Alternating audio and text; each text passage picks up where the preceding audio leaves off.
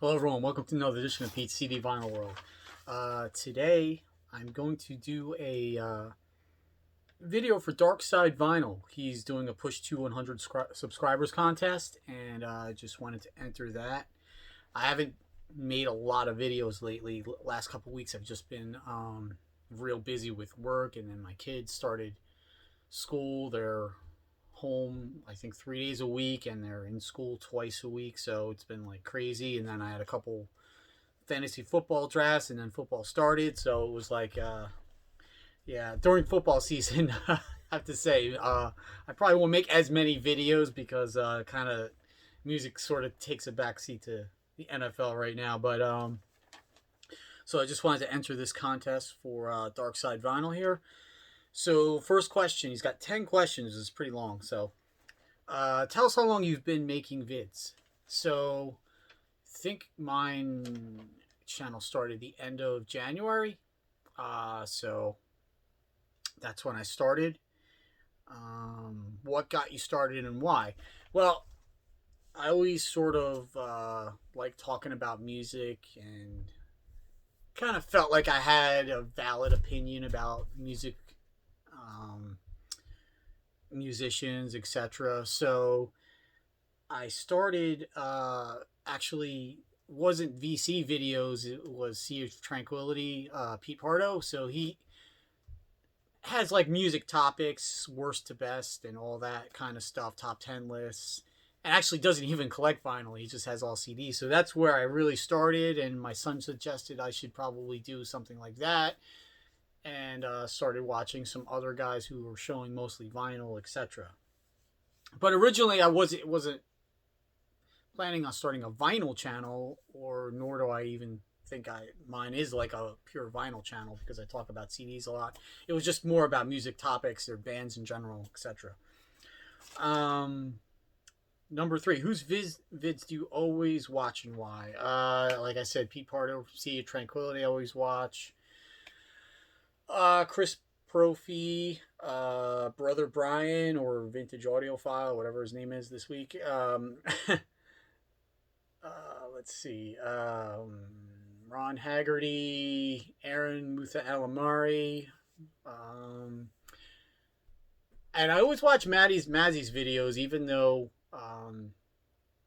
even if he's talking about musicians or artists I'm not aware of or even like, but I always think his videos are pretty well made, and his opinions I look forward to seeing. So those are ones off the top of my head. I try to watch a lot more, as many as I can. Why do you watch mine? Same reason as some of the other guys. It seems like you're into the same bands, more classic rock, hard rock stuff. Not into like pretentious music no one's heard of, and like, oh, this is the greatest album of all time, but no one's ever heard of it type crap. Number 5, show your top 5 albums, Desert Island discs you'll never tired of or never sell, but they have to be LPs only, no CDs. So that was tough for me, because a lot of my favorite albums of all time I only have on CD. So the way I approached it was more of 5 albums I would never tire of. So the first one is had to get a Beatles album, so I picked this compilation, which I got recently, which has tracks from their movies. So it goes throughout their whole career, starting with Hard Day's Night and ending with The Long and Winding Road from Let It Be. So I picked that one. If I had to take one Beatles album, it would probably be the Red album, the double album from the earlier period. And a lot of mine I'm picking are doubles too, so because if you're on a desert island, you want more. So that's the one Beatles album I would pick that I have on vinyl. I picked a random Cheap Trick studio album. This is one of my favorites, called Woke Up With a Monster. It came out in 94, I believe. Really underrated album. Not too many people talk about this one. Probably one of their heaviest albums. It's produced by Ted Templeman. But I loved this album when it came out, and it's still one of my favorites from them. Next up is a Kinks live album, One for the Road. It's one of my favorite live albums of all time. Um, Covers their whole career pretty much. Very great sounding live album. Never get tired of hearing this one. I've shown this one a lot. It's one of my favorites ever. Kids Are Alright from The Who. It's a mixture of studio tracks and live tracks. But it covers their whole career. The only thing about this one, it doesn't have anything from Quadrophenia, which is kind of a bummer. But other than that, it's one that I used to have on tape back in the 80s and listen to constantly. So I never get tired of that one. And of course, I had to have a Kiss album. So of course, I went with Kiss Alive. It was tough for me to pick Kiss Alive or Alive 2. But overall, I think this has better songs than Alive 2. This one comes from the first 3 albums. Alive 2 comes from Destroyer Through Love Gun. So I picked that. Number 6 question.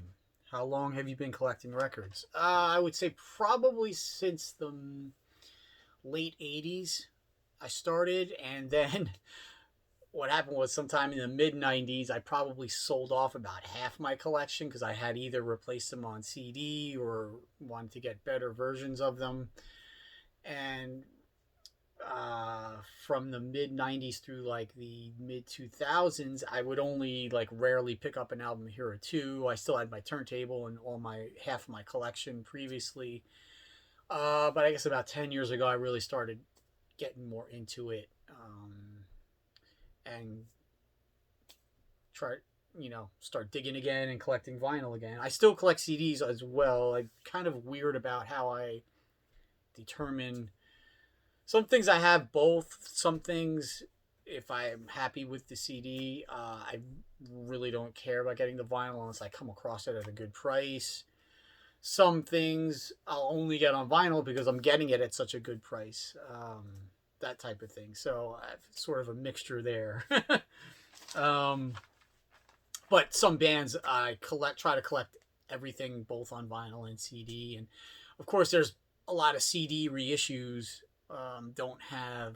have bonus tracks and you wouldn't be able to get those on vinyl. So it's like sometimes you got to get both.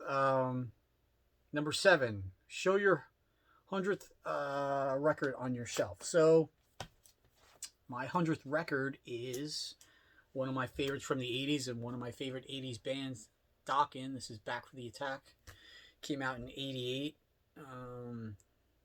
Was going to do a video on Dokken too, doing 3 great ones in a row from them, but this would be the 3rd one.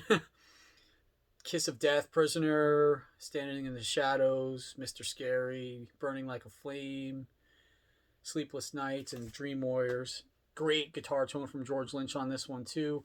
Maybe not as good as Under Lock and Key or Tooth and Nail, but still a great album nonetheless. So that's Dokken, Back for the Attack. Who is your comfort artist? One you can turn to that will never disappoint you. That was, I could be any number of bands, from the Beatles to Cheap Trick to Kiss, of course, which is my earliest band, or Led Zeppelin. But overall, it would probably be Van Halen, because I could listen to any one of their albums, either the David Lee Roth or the Sammy Hagar albums, and just listen to Eddie play, and it still brings me to that place back when I was a kid when I first heard them. So I would probably say Van Halen. Favorite concert memory? I've had a lot, so this was tough.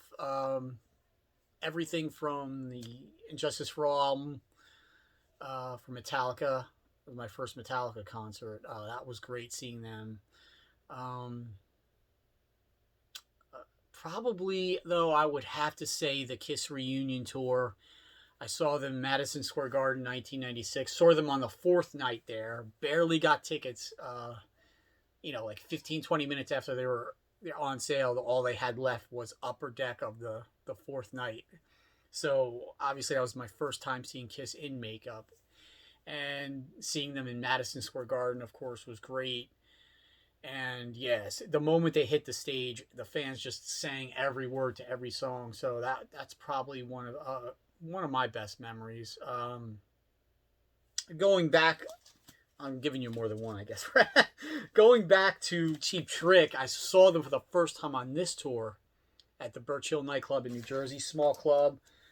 They were, played just as loud as they would probably in a theater. It was like, really, really loud, but they were great. And that album and that show was the one that got me into them big time after being, a fan of theirs since the early 80s, but that really cemented myself as a diehard fan.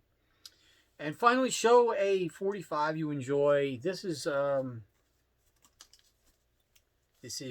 Green Tambourine from the Lemon Pipers. I always like that song, but the B-side, No Help From Me, is actually a pretty good song too. So that's just one random one I picked. I like the label, the Buddha label, which was, I believe, owned by Neil Bogart, who started Casablanca Records later on. So kind of an early psychedelic song there. Anyway, that's my entry into the contest. So if you like my channel, please subscribe and go check out DarkSide Vinyl's channel. And he's trying to get 100 subscribers. So talk to you guys later.